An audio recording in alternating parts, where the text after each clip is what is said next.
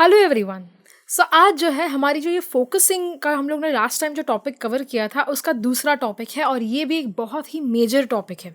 आपको तो पता ही होगा कि ये जो फोटोग्राफी की सीरीज़ है जो हम यहाँ पे एजुकेट कर रहे हैं आप सभी लोगों को यूट्यूब के माध्यम से, तो आपको एक दरख्वास्त है कि आप जो है हमारे चैनल को सब्सक्राइब करें, लाइक करें इस वीडियो को और शेयर करें उन सभी लोगों को जिनको फोटोग्राफी में रस है। आज का जो हमारा ये दूसरा टॉपिक है वो है मेनली हमारे ग्रुप पिक्चर्स के लिए। आपको पता होगा कि जब भी हम लोग वेडिंग शूट करते हैं या फिर जो है आप अगर कोई लैंडस्केप शूट कर रहे हैं, हर जगह पे कॉमन कुछ इश्यूज होते हैं।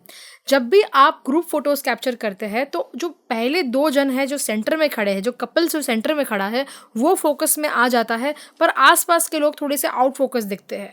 आपको ये नहीं पता होता है कि पहले चलो आपको पता है कि भाई कंपोजिशन के लिए जो लेंस यूज़ करते हैं वो ऑफकोर्स वाइड ही यूज़ करोगे, पर काफ़ी बार उसमें भी जो है आपको ये तकलीफ आती है कि भाई आउट फोकस जो है बैकग्राउंड चला जाता है, या फिर जो है अगर आपने सब्जेक्ट को थोड़ा सा आगे रखा है और पीछे भी सब्जेक्ट को रखा है, मतलब ऐसे ग्रुप फोटोज कैप्चर कर रहे हो जहाँ पे सब्जेक्ट आगे है और पीछे भी लोग खड़े हैं, तो अब पीछे के लोग आउट फोकस हो जाते हैं या फिर जो डेकोरेशन है वो आउट फोकस चला जाता है। ऐसे बहुत सारे इश्यूज होते हैं।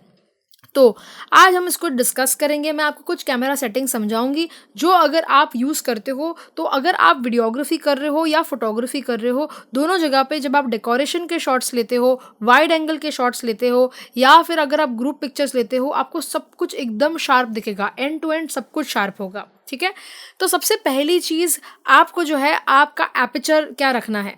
आपको तो पता ही होगा कि एपर्चर जितना वाइड होगा उतना जो है आपका जो सब्जेक्ट है या फिर कोई भी आप चीज़ को लेते हो जहाँ पे आप फोकस करते हो उसका आसपास का सब कुछ ब्लर हो जाता है। तो मतलब 1.8 2.8 पे ब्लर होता है, और अगर आप 5.6 के ऊपर जाते हो तो आपको जो भी है सब कुछ एकदम प्रॉपर पूरा शार्प दिखता है। इसके ऊपर हम लोग ने एपर्चर के ऊपर एक डेडिकेटेड वीडियो बनाया है जो भी आप अभी चेकआउट कर सकते हो। तो एपर्चर ऑफकोर्स सबसे पहली चीज़ होगी जो आपको रखनी है वो है f811 रखना है जब आप ग्रुप पिक्चर्स कैप्चर करते हो। f811 पे आपको भी पता होगा कि अगर रात का रिसेप्शन है, लो लाइटिंग सिचुएशन है, तो आपको लाइट कम होने की वजह से f811 का तकलीफ होती है। आपको इस जगह पर जो है आपको पता होगा काफ़ी लोग जो है लाइट्स यूज़ करते हैं, फ्लैश लाइट्स यूज़ करते हैं, पोटा लाइट यूज़ करते हैं, एलईडी लाइट यूज़ करते हैं, जो भी उनके पास अवेलेबल हो, बहुत सारी लाइट ग्रुप के ऊपर डालते हैं ताकि वो जो है अपना एपर्चर बढ़ा सके और f8 और f11 का एपर्चर रख सके। तो सबसे पहली चीज़ होगी है कि आपको आपका एपर्चर बढ़ाना है ताकि आपको जो भी सीन आप शूट कर रहे हो प्रॉपरली पूरा शार्प दिखे। दूसरा रहता है कि आप कौन सा लेंस यूज़ करते हो। काफ़ी बार ऐसी गलती हो जाती है कि आपको जो है आप 7200 या 24-105 का लेंस यूज़ करते हो और आप जो है हायर फोकल लेंथ के ऊपर दूर जाके, आप सुनिएगा, जो ग्रुप पिक्चर है वो एक जगह पे खड़ा है और आप जो है सब्जेक्ट से 5 फीट 10 फीट 15 फीट दूर जाते हो और दूर जाके आप 70-200 का लेंस लगा के ग्रुप फोटो ले रहे हो, है ना, या फिर 105 का लेंस लगा के ग्रुप फोटो ले रहे हो। कभी कभी इमरजेंसी भी होती है, कभी कभी लोग के पास अगर एक ही लेंस है तो वो एकदम दूर जाके जो है टेली में वाइड का शॉट लेता है, टेली करके वाइड का शॉट लेता है। इसमें क्या हो जाता है कि आपका जो लेंस है जितना आप हायर फोकल लेंथ यूज़ करते हो, फॉर एग्जांपल आज अगर मैं 16 mm यूज़ करती हूँ वो लोअर फोकल लेंथ हो गया, ठीक है। 50 mm के नीचे जो भी होता है वो सारा वाइड होता है, 16 mm 24 mm 35 mm ये सब कुछ वाइड में आता है। 50 mm जो है वो नॉर्मल आता है, नॉर्मल कैटेगरी में आता है, और 50 mm के ऊपर जो भी रहता है जैसे 70 mm 200 mm 105 mm ये सब कुछ टेली में हो जाता है। मतलब आपको क्लोजअप शॉट लेना हो तो काफ़ी बार लोग जो है 200 mm का लेंस लगा के एक वाइड ग्रुप फोटो लेते हैं, है ना। तो इससे क्या होता है कि आपका जो लेंस है उसमें एक होता है कि वो डेप्थ देता है। जितना फोकल लेंथ हाई रहेगा, सुनिएगा, जितना जो है फोकल लेंथ ज़्यादा रहेगा 50 mm 70 mm 85 mm, जितना आप बढ़ाओगे उतना जो है बैकग्राउंड सब्जेक्ट ये सब कुछ ब्लर ज़्यादा होगा, जो डेप्थ होती है वो आपको ज़्यादा मिलेगी। तो अगर आप एक पोर्ट्रेट फोटोग्राफी कर रहे हो, कैसे हम लोग बोलते थे भाई पोर्ट्रेट फोटोग्राफी में तो 85 mm यूज़ कर। 85 mm इसलिए यूज़ करने में आ जाता है क्योंकि उसमें आपका एपर्चर f1.8 के बदले अगर f4 भी रहेगा फिर भी जो है आपको 85 mm पे ब्लरनेस ज़्यादा मिलेगी। Higher the focal length more depth of field, जो आपको डेप्थ ऑफ फील्ड चाहिए, जो ब्लरनेस चाहिए, वो आपके हायर फोकल लेंथ पे ज़्यादा होती है।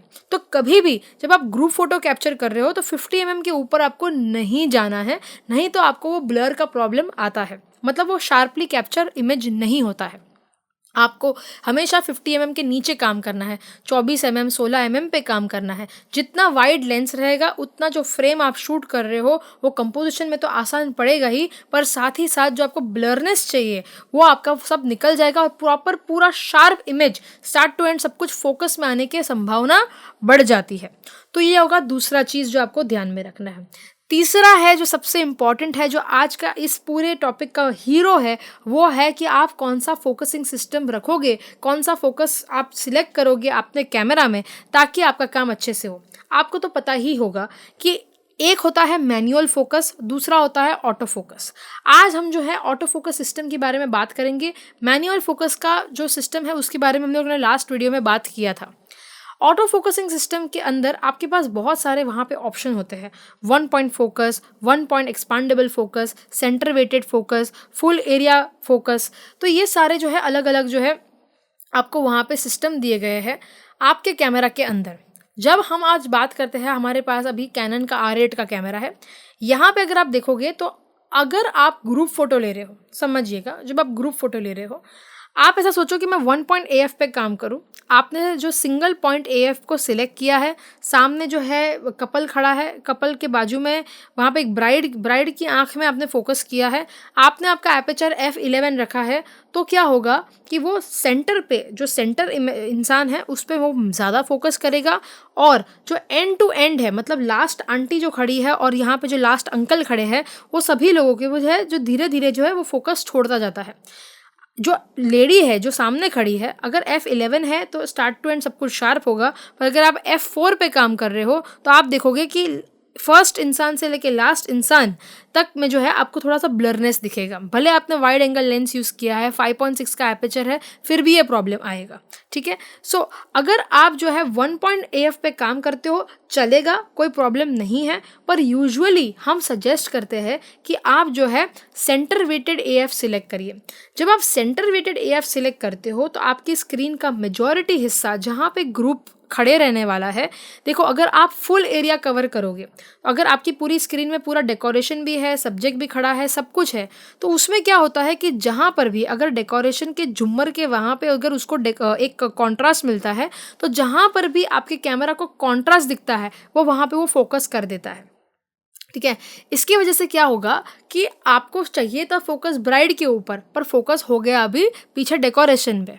तो ये गलती ना हो, इसीलिए आप जो है जो सेंटर वेटेड AF है उसको सिलेक्ट करिए।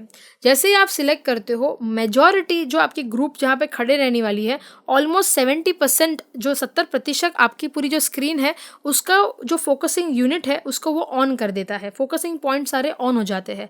तो अभी क्या होता है कि जहाँ पर भी उसको जो है कॉन्ट्रास्ट दिखता है, जैसे येलो साड़ी में कोई आंटी है या ब्राइड है या कोई अंकल है, जो भी है, ठीक है, जो भी सब्जेक्ट सामने खड़ा है, हर जगह पे जो है वो फोकस कर देता है जहाँ पे उसको कॉन्ट्रास्ट दिखता है। कॉन्ट्रास्ट उसको चेहरे पर भी दिख सकता है, आंख पर भी दिख सकता है, कोई किसी के कपड़े पे भी दिख सकता है, और वो हर जगह पे जो फोकसिंग पॉइंट्स है वो ऑन कर देता है, जिसकी वजह से ग्रुप फोटो खींचने में आपको जो है आसानी बढ़ जाती है।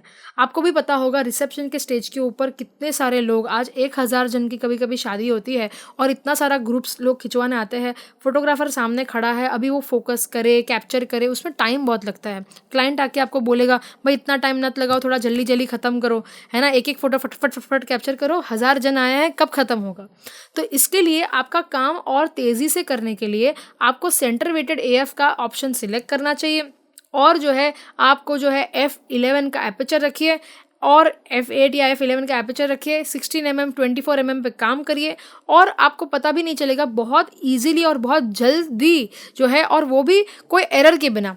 काफ़ी बार आपने देखा होगा कि वेडिंग में जो रिसेप्शन में फोटोग्राफर फोटोग्राफी कर रहा है, वो एक फ़ोटो कैप्चर करने के बाद रुकेगा और एक फ़ोटो कैप्चर करेगा, उसको लगेगा कि पहला वाला गलत हुआ तो दूसरा वाला बराबर रहेगा, किसी का आंख बंद है, किसी का कुछ, तो गलत ना हो, इसके लिए दो दो फोटो कैप्चर करते हैं। इसमें टाइम भी बहुत लगता है, आपका शटर साइकिल भी कैमरा का कम होते जाता है, और क्लाइंट भी बोलेगा भाई इतना टाइम मत लगाओ, बहुत सारे लोग खड़े। आपको जो है इसका माइंड में रखना है कि आप सेंटर वेटेड AF सिलेक्ट करके ये सारे कैमरा सेटिंग्स करें। अच्छा, लाइट आपको बढ़ानी बहुत ज़रूरी है। आप जब काम करते हो रात के टाइम रिसेप्शन में, आप ऐसा सोचो कि अगर आपके पास लाइट कम होगी तो आप F11 पे कैसे काम करोगे, F8 पे कैसे काम करोगे। अगर आपके पास स्टूडियो लाइट्स है वो लगाइए, सबसे अच्छा है। पोटा लाइट्स लगा सकते हैं, एलईडी लाइट्स लगा सकते हैं। एलईडी लाइट का एक्चुअली जो मैक्सिमम पैसा अगर आपको देना हो, मतलब जो 10,000, 20,000, 30,000 की एलईडी लाइट है वो जाके काम करेगी। सस्ती 5,000, 2,000 वाली जो छोटी छोटी लाइट्स होती है वो ग्रुप में इतना मज़ा नहीं आएगा आपको काम करने के लिए। तो वो थोड़ा हमारे बजट के ऊपर रहता है कि आप भाई 30-30 हज़ार रुपये की एक एक लाइट लगा रहे हो। अगर वो लगाते हो तो वो वीडियोग्राफर और आपको दोनों को अच्छा पड़ेगा। पर मैक्सिमम जितने भी हमारे वेडिंग के प्रोफेशनल्स हैं वो सभी लोग जो है पोटा लाइट लगा देते हैं, क्योंकि वो सस्ती पड़ती है। भले ही उसका जो कलर टोन वगैरह है वो, हालांकि वो एक अलग टॉपिक है जिस पे हम लोग डिस्कस कर सकते हैं, पर वो जो कलर टोन है वो आपको एलईडी की लाइट के कंपैरिजन में थोड़ा सा कम दिखेगा। पर ठीक है, अगर आपको शार्प फोटोज कैप्चर करने हैं, ये सारे लाइटिंग के ऑप्शंस जो मैंने आपको बताए वो आप सिलेक्ट करें। काफ़ी लोग जो है फ्लैश यूज़ करते हैं, आप आपके कैमरा के ऊपर फ्लैश लगाते हैं और सामने फायर करते हैं, वो भी ना करें, वो बहुत ही फ्लैट लुक क्रिएट करता है। इसको कम करने के लिए लोग उसके ऊपर डिफ्यूज़र लगाते हैं या उसको बाउंस करते हैं। देखिए, वो आप कर सकते हैं, पर अगर ओपन ग्राउंड रहेगा तो आप कहाँ पर बाउंस करोगे, ठीक है। सो आई पर्सनली थिंक कि अगर आपके पास 2 स्टूडियो लाइट है या ऐसा कोई लाइट है जो ऑफ कैमरा आपके लिए काम कर देती है, 2 आपने फ्लैश लाइट्स लगाई है या फिर 2 पोटा लाइट लगाई है, ये सारी जो चीज़ें हैं वो आपको वहाँ पे लगानी चाहिए ताकि आपके फ़ोटोज़ और वीडियोज़ दोनों बहुत ही अच्छे से शार्पली शूट हो। ये सारे कैमरा सेटिंग्स से आई एम वेरी श्योर कि आपको बहुत अच्छा खासा जो है शार्प ग्रुप फोटो मिलेगा। कहीं पर भी आपको फोकसिंग का तकलीफ या एक ब्लर है एक शार्प है ऐसा सब इशू नहीं आएगा। आई होप आपको ये वीडियो काम में आया हो। अगर आया हो तो फिर आप हमारी चैनल को लाइक शेयर सब्सक्राइब करें। ज़्यादा डिटेल में जानने के लिए हमारा एक फ़ोटोग्राफी कोर्स है, उसे आप ज्वाइन कर सकते हो। उसकी जो डिटेल है वो मैंने डिस्क्रिप्शन में डाली है। एंड आने वाले थर्सडे के लिए रेडी रहिएगा, क्योंकि हम और भी फोकसिंग सिस्टम्स के बारे में जानने वाले हैं और आपको इस फोटोग्राफी की फील्ड में बेहतर करने वाले हैं। So stay tuned. Thank you so much. See you soon.